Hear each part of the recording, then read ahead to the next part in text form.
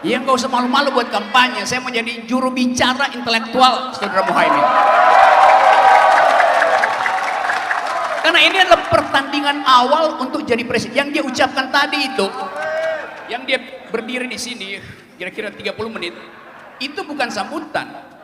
Itu semacam pertanggungjawaban akhir masa jabatan presiden. Yang selanjutnya kita ingin beri kesempatan kepada pengajar filsafat Universitas Indonesia, Bang Rocky Gerung. Ini kayaknya fansnya Bung Rocky di sini banyak banget. Bung Rocky, ini bukan di televisi karena narasumbernya banyak, jadi Anda waktunya maksimal 10 menit. Karena yang lainnya nanti gak kebagian waktunya. Bagaimana Bung Rocky? Bagaimana kemudian pandangan Anda terhadap tadi apa yang disampaikan oleh Gus Muhaimin terkait dengan politik Indonesia saat ini? Mewujudkan idealitas politik untuk 2024, untuk masa mendatang ini seperti apa, Bung Rocky? Oke, biarkan yang bersangkutan duduk dulu. Selamat datang kembali kepada yang punya acara.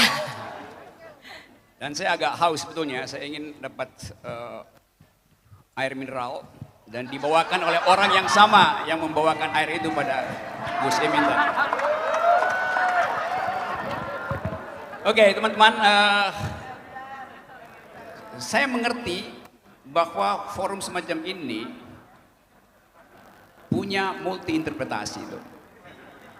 Tapi satu interpretasi tunggal diberikan tadi oleh Yudi Latif, yaitu mengaktifkan Pancasila pada bagian yang konkret, yaitu kesejahteraan rakyat itu.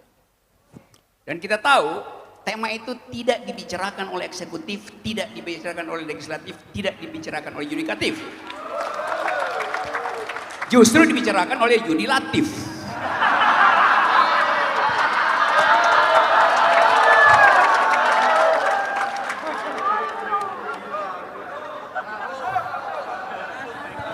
Jadi dia memonopoli seluruh cabang kekuasaan.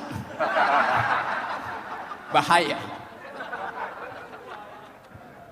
Kesimpulan yang saya tunggu tadi adalah kata pendidikan akan diucapkan enggak oleh Gus Imin. Ternyata dia ucapkan di ujung urayanya yang agak membosankan karena panjang. Tapi dia ucapkan itu sebagai kesimpulan bahwa bangsa hanya bisa tumbuh sejahtera, adil kalau generasi barunya itu tumbuh dengan pendidikan yang cukup. Itu dibicarakan sejak zaman Yunani bahwa hanya generasi yang terdidik yang mampu kita harapkan membawa kesejahteraan. Itu besarnya. Dan kalau kita lihat perjalanan bangsa ini, founding person kita terlatih dengan duel argumen. Itu yang menyebabkan kita ingin revisiting our past gitu. Visioning ini istilah hebat betul. Kata visioning itu dia punya dua energi. Energi untuk menggerakkan dan energi untuk memberi harapan itu. Lain kalau kita bilang vision. Visi Indonesia. Artinya ada sesuatu di situ. Tapi visioning artinya mengalirkan gagasan ke dalam tanah kering politik hari ini. Kita perlu itu. Anak judulnya juga bagus sekali itu. Apa namanya tadi? Peta Arah kebijakan dan peta jalan kesejahteraan. Kita nggak dapat itu. Tidak ada jalan kesejahteraan karena Presiden Jokowi sibuk membuang jalan tol. Yes, saya serius. Jalan tol hari ini membuat rakyat tidak sejahtera karena biaya angkut Indomie dari Jakarta sampai ke Solo itu naik 20%. Itu akibatnya. Jadi terlihat bahwa visioning Indonesia artinya menemukan kembali, revisiting our past. Karena pada awal kemerdekaan kita kaya dengan pemikiran itu, kaya dengan visi itu, bergelimpangan dan bergelimang visi di situ, perdebatan intelektualnya hidup. Karena itu PKB harus mengucapkan kembali pikiran, bring intellectual, yes. Bawa kembali pikiran dalam politik, bring intellectual to the politics. Itu yang kita ingin dapat dari PKB hari ini. Kita ada di Dom. Dom ini di dalam tradisi Yunani, Dom itu tempat pemukiman keluarga yang bahagia. Bahasa Yunaninya domus. Orang Inggris pakai dom. Jadi PKB itu bahasa Indonesia apa dom ya?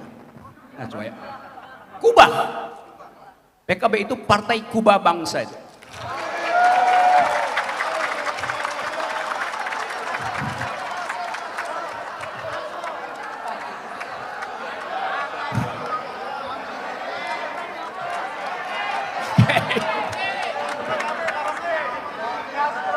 Ya nggak usah malu-malu buat kampanye. Saya mau jadi juru bicara intelektual, Saudara Muhaimin. Karena ini adalah pertandingan awal untuk jadi presiden. Yang dia ucapkan tadi itu, yang dia berdiri di sini kira-kira 30 menit, itu bukan sambutan. Itu semacam pertanggungjawaban akhir masa jabatan presiden.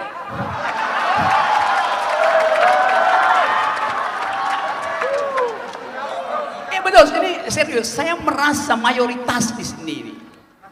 Saya bagian dari PKB. Karena tadi disebut Gus Dur. Yang paling nama Gus Dur muncul itu saya ingat Forum Demokrasi. Bersama-sama kita bikin Forum Demokrasi. Pada waktu itu Muhaimin kalau ketemu Gus Dur dia mesti cium tangan tuh.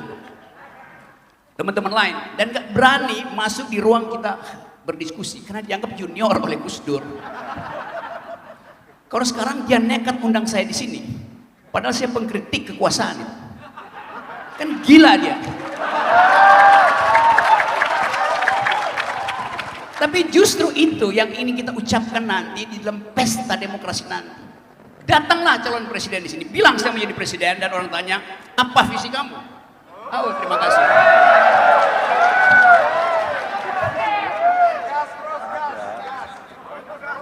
Ya, artinya dia mengerti apa yang saya uraikan.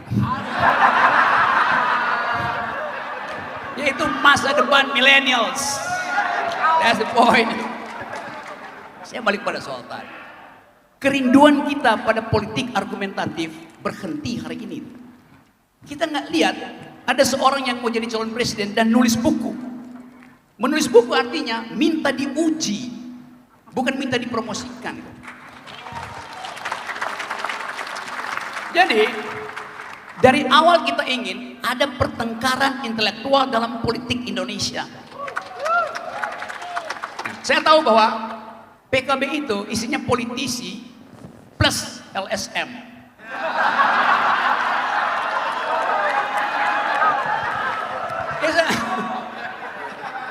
Lo di era Caimin pimpin PMII, satu waktu saya diundang oleh PMII di awal tahun 90 atau tengah 90, saya diminta oleh PMII di Taman Amir Hamzah untuk memberi kuliah tentang Jürgen Habermas, Frankfurt School.